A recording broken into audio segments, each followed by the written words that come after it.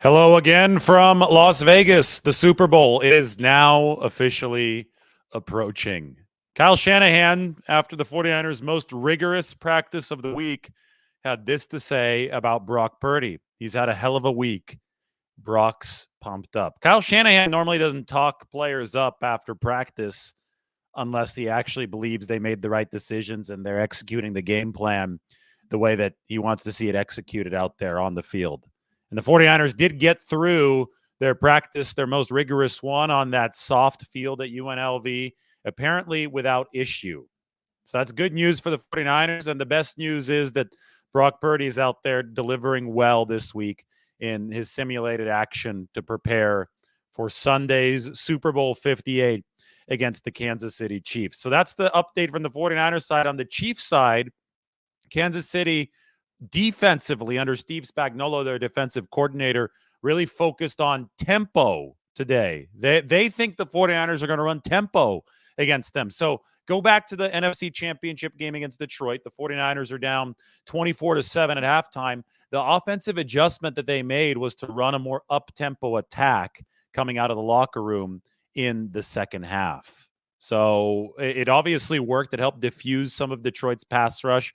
The 49ers don't like running up tempo all the time. I mean, it could lead to more mistakes. It could lead to more downside, but they needed only the upside, obviously, in the second half to make up that deficit against the Lions. So they kickstarted with that, and there's a good chance that they might try to kickstart their offense with some tempo against the Kansas City Chiefs come Sunday in Super Bowl 58. So because of that, the Kansas City Chiefs were trying to simulate tempo with their scout team against their defense today at practice. Those are the two most interesting tidbits, I thought, from practice today. The Chiefs are aware of the 49ers' tempo. The 49ers are really happy with the way that Brock Purdy is playing. If the 49ers play this Super Bowl to potential, they will win. They are better than the Chiefs.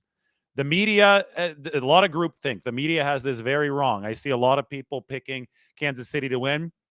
The people who actually know what they're talking about, who put their money where their mouth is, those are the sharp bettors, right? And the 49ers have been growing as favorites throughout the whole week. It's been a fascinating divergence for me to watch this week. I see the point spread grow in the 49ers' favor, yet the media double down on the Chiefs. And to me, it's a little tone deafness. It's like, wait, hold on.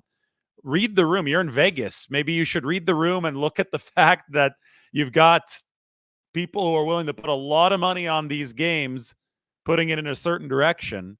And, it just shouldn't be an 80-20 split of picks in favor of the Chiefs. Kansas City might win on Sunday. This kind of stuff is highly unpredictable, obviously. It is professional sports. But when the bettors have something going in one direction, you should probably not have 90% of people picking in the other direction. Let's put it that way. And I think that the 49ers, if you look at all measures of tape, all measures of the advanced metrics, they have had a better all-around team and a better all-around season than the Chiefs this year. There obviously is an intangible element to the fact that Patrick Mahomes has played and won Super Bowls and Brock Purdy hasn't been here before. But that's just that. It's an intangible element that shouldn't be an overriding factor to cause people to not pick the 49ers. I find it hilarious that the Chiefs are out there talking as if they're big-time underdogs, which technically by the betting line, they are underdogs, but everybody in the media seems to be picking the Kansas City Chiefs. It is crazy to me because it does not match up with what the statistical facts of this matchup say. Anyway, that was the interesting stuff out of practice today. Interesting stuff out of my work. I talked about veteran defensive back heroics. The 49ers relying on the vet savvy of safeties Logan Ryan and Tashawn Gibson Sr. Go ahead and check this article out on The Athletic. Logan Ryan, who's on the right, wearing number 33, he's technically 32 years old right now, but tomorrow he turns 33. New Jersey native, turns 33. The guy on the left wearing the 31, that's Tashawn Gibson. He already is 33. So the 49ers have a pair of 33 or 32 heading on 30. Logan Ryan thanked me for running the article today because he didn't want to be 33 yet. He's 32 going on 33. But both of these guys have been instrumental in getting the 49ers to this point. And if they're going to beat Patrick Mahomes I think they're going to need contributions from at least one of these two players.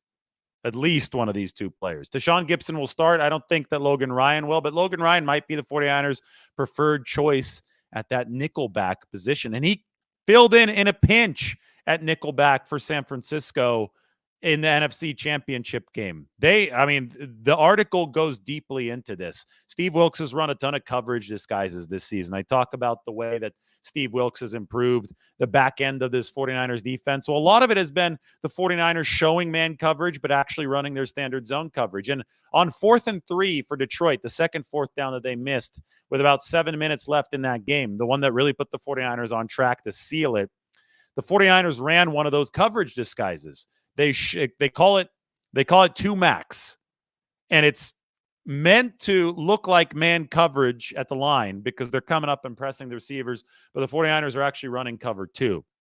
And they completely fooled Detroit, Amon-Ra St. Brown, Jared Goff, that entire offense on that critical play. The twist, though, was that the 49ers had to have Logan Ryan, who hadn't yet played a nickelback snap for them over the course of this regular season. He's been with them and playoffs. He's been with them for about 2 months. They had to have him execute the deke when he was playing out of position because Ambry Thomas got hurt. So Diamo Lenore couldn't move into that slot position. So they brought Logan Ryan, who had a rough play at safety in run defense against Aaron Jones, big missed tackle the week before. They trusted Logan Ryan, who they'd been giving some nickel reps for a couple weeks in this huge spot. Amon-Ra St. Brown's a really good receiver, 1,500 receiving yards this year. Logan Ryan came up to the line in that slot position because that's where Amon-Ra St. Brown was lined up, and he jammed him. He put his body on him. He put his hands on him within those first 5 yards. He didn't have to do that either. The play call was for Logan Ryan to line up close to the line of scrimmage, sell the man coverage, then back off, go into zone, and hopefully confuse Jared Goff. But Logan Ryan's a physical player. He's won 2 Super Bowls with the Patriots. He knows what it takes to win in the postseason. He knows, and he knew at the time, that Detroit was having a little bit too easy of a time offensively. So he decided to hand check Amon-Ra St. Brown on this 4th and 3 play. He disrupted the timing. He threw his own wrinkle, his own gusto, I wrote in the article, into there. And guess what happened? Amon-Ra St. Brown was knocked off his route. Then he was passed off into the zone coverage. Jared Goff was confused as hell because he thought it was man coverage because Logan Ryan did a good job selling the fake, selling the deke, and the throw from Jared Goff after he rolled out in the pocket fluttered harmlessly downfield. Turnover on downs. 49ers scored on the next drive, and they were on their way to the Super Bowl. So Logan Ryan and vet savvy. This is a guy who's played 18 playoff games for the New England Patriots in the past, mostly for the New England Patriots, but he's also been around a few other buildings. He's seen a lot of greatness. He knows what it takes to win. The 49ers signed this guy, or really expressed their desire to sign this guy when he was on a Disney cruise ship back in late November. He stopped drinking on the cruise, started working out every day on that cruise, came back home, whipped himself into shape with some big-time boxing training, and he's got a 50-yard football field in his backyard in Tampa. Logan Ryan is a true professional, and he was able to give the 49ers a boost that they really needed after losing Talanoa Hufanga. Meanwhile, the other player that I wrote about in this piece, Deshaun Gibson, he's 33 years old. He's got 33 career interceptions. It matches his age. 2 of Gibson's 33 career interceptions have come against Patrick Mahomes. So you could see how I brought this story full circle. So anyway, check it out. The 49ers have a lot of young guns. They have a lot of players in their prime, but they also have a couple of these elder statesmen in their secondary that have been so important. Now, very interesting nugget is that Logan Ryan told me the 49ers have been working him out at nickelback, having him learn that position on top of free safety and strong safety for about 2 weeks now. There is a chance, especially since they've had a longer time to prepare for the Super Bowl, that Logan Ryan is the nickelback of choice, allowing Diamo Lenore to remain outside corner in nickel situations. And that means the 49ers don't have to bring Ambry Thomas into the game. They're obviously searching to be better at that third cornerback position. Ambry Thomas hasn't had a good playoffs, but in his defense, broken hand, that was tough. He's been wearing a little bit of a cast, small one during games. I think that's hurt a little bit of his confidence. And then he hurt his ankle in the NFC Championship game. He was a limited participant at practice today. He's going to play, or he'll at least be available for the 49ers. Ambry Thomas will be. But my question is, are they going to try to pivot and go to the veteran Logan Ryan, who played nickel and corner at previous stops, started cross-training there about 2 or 3 weeks ago, and now, after making a big play, a big coverage disguise against the Detroit Lions, is he ready to potentially take that next step for the 49ers and contribute in their secondary? It's going to be very, very interesting indeed. I want to get some water, man. I've had a hell of a day, hell of a week. It's time to have some fun in Las Vegas. I am waiting here. Let me tell you guys something about the Chiefs offense that these two defensive backs are going to be facing. The Chiefs have the number 24 explosive play rate in football. AP Offensive Player of the Year is in, by the way. Christian McCaffrey is your Offensive Player of the Year. So anyway, we're going to get back to this. The Chiefs don't have a high explosive play rate, but the 49ers and Patrick Willis is in the Hall of Fame. All right, we're interrupting all of this programming to start tweeting. And we're going to talk about it, everything on the screen. I'm going to even erase this. Congratulations to Patrick Willis, elected to the Pro Football Hall of Fame. And I'll read the statement from the 49ers. And I'll also give you the Christian McCaffrey Offensive Player of the Year news on Twitter. So let me get this done really quickly. You guys get to see me work. This is David Lombardi working live from the hotel room in Las Vegas.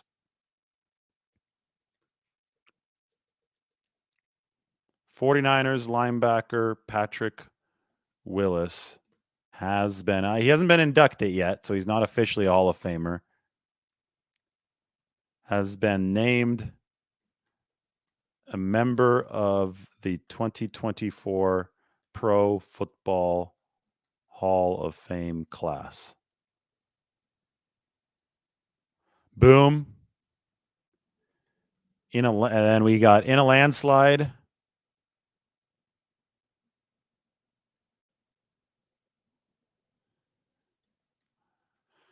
Christian McCaffrey is the AP's Offensive Player of the Year.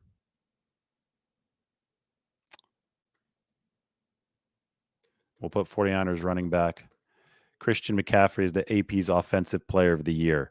So let's get this up here. Christian McCaffrey.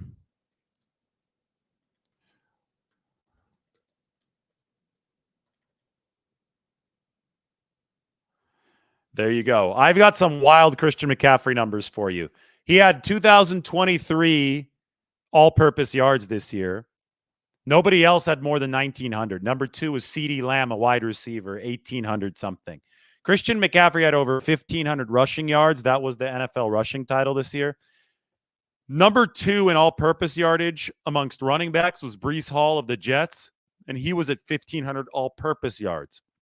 So Christian McCaffrey had essentially the same amount of rushing yards as the second best running back had all-purpose yards. Again, McCaffrey over 2,000 all-purpose yards, Breece Hall 1,500 all-purpose yards. That is a dominant margin from Christian McCaffrey. If you want to see the voting results for Christian McCaffrey, Mike sent some of these to me. McCaffrey had 39 first-place votes. Tyreek Hill had 7 first-place votes. CeeDee Lamb had 1 first-place vote, and Lamar Jackson had 3 first-place votes. So McCaffrey, that is a landslide. 222 total points. Tyreek Hill second, 139 total points. CeeDee Lamb 45, and Lamar Jackson 32. If we're being real, the most valuable player in the league this year was Brock Purdy or Christian McCaffrey. It wasn't Lamar Jackson, but Lamar Jackson is probably going to win that award based on the fact that the voting, I'm guessing, will be incorrectly done based on one game. Will be done based on the Christmas game. Unfortunately for the 49ers, this one-game fixation could not be applied to the postseason, where Lamar Jackson obviously did not deliver because the voting was done by the end of the regular season. But if we're talking about efficiency in the regular season, Brock Purdy, head and shoulders number 1. And if we're talking about the statistics of an offensive player outside the QB position during the regular season, Christian McCaffrey was number one by a mile. Over 2,000 all-purpose yards for Christian McCaffrey on this season. So I'm going to get the article up for everybody here because we have one on Christian McCaffrey winning offensive player. We should have one on him winning offensive player of the year up at any second because I pre-wrote some of this because this is something that I had a feeling was going to happen. And it has indeed happened. Christian McCaffrey is that offensive player of the year. Now we could talk about Patrick Willis. Let's get that up on the show as well.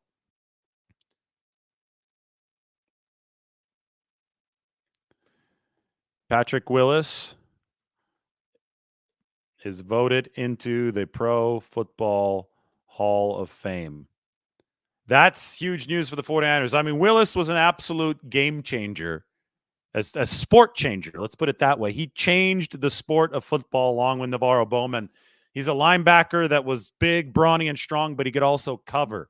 Still remember that famous game in 2012, Sunday Night Football in New England. The Patriots would spread it out with their slot receivers. 49ers were not phased. They did not take Willis or Bowman off the field. They split Willis and Bowman out to cover the receivers. That was unheard of at the time. And now, I mean, they've sparked the revolution, right? Now you see it happening across the league where these linebackers have downsized. Fred Warner and Dre Greenlaw are the two best in the NFL. They've downsized. And now they start to cover these running backs and these tight ends a whole lot more effectively because those positions have gotten faster too. But back in the day, Willis and Bowman were able to cover at 245 plus pounds. You see linebackers now down to 210, 215.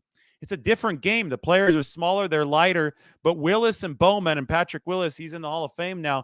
They're exceptional because of their ability to do that before the linebackers got lighter. So they were rigid against the run, and they're able to obviously deliver against the pass as well. And Patrick Willis, well-deserving of that Pro Football Hall of Fame nod. Great, great news for him. Meanwhile, Christian McCaffrey is the Offensive Player of the Year. Huge news for the 49ers. No Coach of the Year for DeMeco Ryans. It was a very close vote with Kevin Stefanski of the Browns, but Stefanski got one more first-place vote. So 165 points for both of them, but Stefanski above Ryans. It's crazy to me that Dan Campbell was so low on that list. I mean, he's third, but he's 33 points. I would think that Campbell would be somebody that would have been more popular for that award than Kevin Stefanski. And you know what? Kyle Shanahan probably should have been more popular too.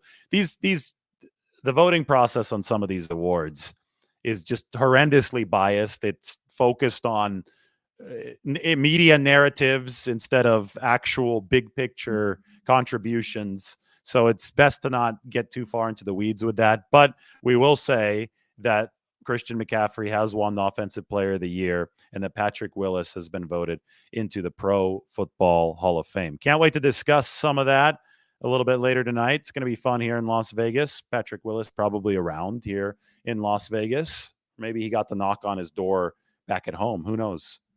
He'd have to be here. Yeah, of course he's here. He's probably at the NFL Honors tonight, right? That's where all the the new Hall of Famers are. So I'm guessing that he got the knock on his hotel room door in Las Vegas today to let him know that he is a Pro Football Hall of Famer, or will be once he is inducted. DeMeco Ryans got robbed. That seems to be the common sentiment in the comments section. Patrick Willis wins his Hall of Fame spot the weekend the 49ers have a chance to win the Super Bowl. That does seem poetic to me.